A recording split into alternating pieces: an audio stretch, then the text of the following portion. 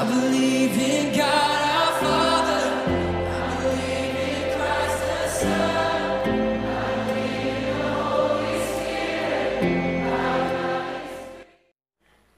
Kuasailah dirimu dalam segala hal.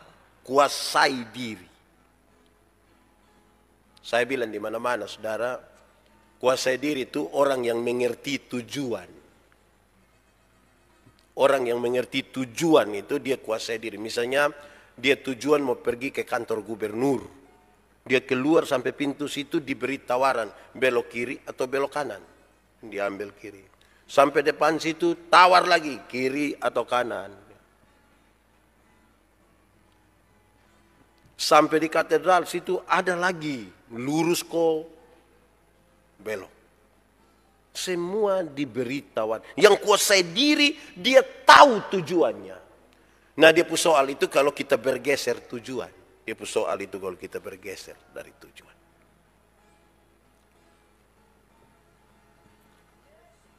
Orang yang kuasai diri itu tidak ada waktu bagi dia untuk hal-hal yang tidak perlu. Biasanya saya pakai contoh begini. Kalau saya dengan Pak Abineno ini kami dua mau perang lawan musuh di sana. Kami dua pegang senjata merayap dari satu bangku ke satu bangku yang lain. Musuh juga merayap datang. Tiba-tiba saya injak Pak Abineno pun sepatu. Sepatu baru lagi. Yang bab tua baru beli dari Jakarta juga. Menurut saudara Pak Abineno marah saya kok tidak? Marah kok tidak? Tidak marah. Kenapa? Kita lagi fokus pada sesuatu yang besar. Bayangkan kalau tidak ada musuh di sana baru duduk-duduk saya buat kaki di beliau sepatu baru. Minimal dia kebas di kaki baru dia tanya, Pak tidak ada mata kok. Tidak ada waktu untuk bertengkar yang kecil-kecil itu. Iri hati itu. Tidak ada waktu untuk bagikan itu SMS, WA yang tulis bilang, teruskanlah kepada 10 orang. Kalau tidak engkau akan apa kok di situ. Tidak ada waktu untuk itu kalau kita lihat sesuatu lebih besar di muka. Kita ini kadang-kadang kan tidak kerja jadi duduk-duduk. Aduh Pak, betul ini. Fokus, kuasai dirimu. Kalau engkau lagi di waktu yang baik, kuasai diri. Supaya jangan lebih-lebih. Lebih-lebih kalau pakai bahasa Indonesia bilang lebih-lebih. Kalau engkau dalam keadaan yang tidak baik pun kuasai dirimu. Yang kuasai diri itu baik karena kita ketemu orang ini. Saudara bayangkan kalau misalnya kita kurang tidur. Kita kurang tidur, terus 2 hari tidur tidak bagus, baru datang begini lah, subah sesak di pintu, baru satu bilang, orang ini sentagu ganti baju.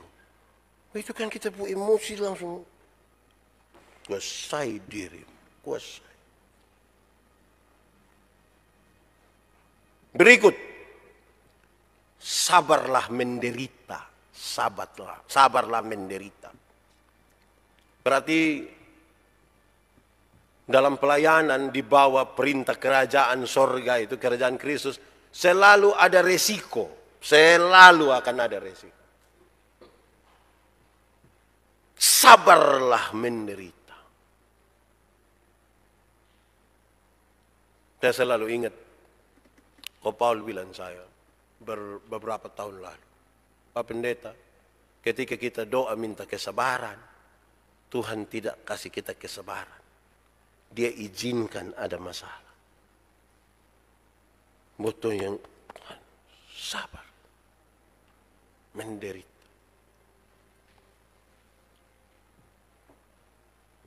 Lakukanlah pekerjaan pemberita Injil. Lakukanlah pekerjaan pemberita Injil. Injil itu berita pembebasan. Supaya yang lemah dikuatkan, yang berbeban berat itu diringankan. Yang berduka cita itu dihibur. Yang putus asa itu dapat harapan.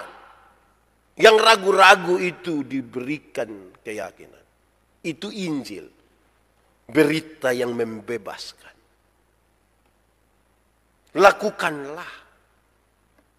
Saudara, ini kan kita menuju pada perayaan Paskah.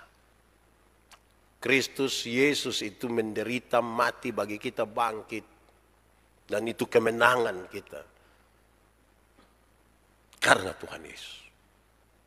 Saya mau tanya kita dulu. Ini pertanyaan lama, tapi saudara mesti jawab. Tuhan Yesus mati bagi kita itu dia harga lebih tinggi dari 100.000 atau lebih rendah dari 100.000? Lebih tinggi atau lebih rendah? Lebih tinggi. Oke. Kalau lebih tinggi, sudahkah kita cerita kasih orang lain? Saya biasa bilang begini, kalau sebentar saudara-saudara pulang dari sini, Pak Pendeta Yandi bagi-bagi kasih saudara uang masing-masing 100.000 rupiah. Saudara senang kok tidak? Pulang cerita orang kok tidak? Pasti saudara cerita bilang, rugi tidak pi gereja Pak Pendeta Yandi bagi-bagi uang. Nah kalau Tuhan Yesus mati bagi kita itu, bangkit bagi kita, harganya lebih tinggi dari 100.000, sudah beritakan kepada orang lain. Anda beritakan bagi orang lain. Dapat kiriman pulsa 5.000, saya kasih tahu seluruh jagat raya. Bikin status, foto ini pulsa masuk baru bilang, terima kasih Kak, pulsa masuk. Besok lah ya, ini parakus. 5.000 saya dikasih tahu seluruh dunia. Yesus mati bagi kita dengan harga yang sangat mahal. Takut untuk sampaikan kepada orang lain. Pi omong ke orang tersinggung lagi. Laksanakanlah berita itu. Tunaikanlah tugas pelayanan. Yang dimaksudkan itu tunaikanlah, laksanakanlah, praktekanlah. Pelayanan itu bukan teori. Tuhan, inilah aku, utuslah aku.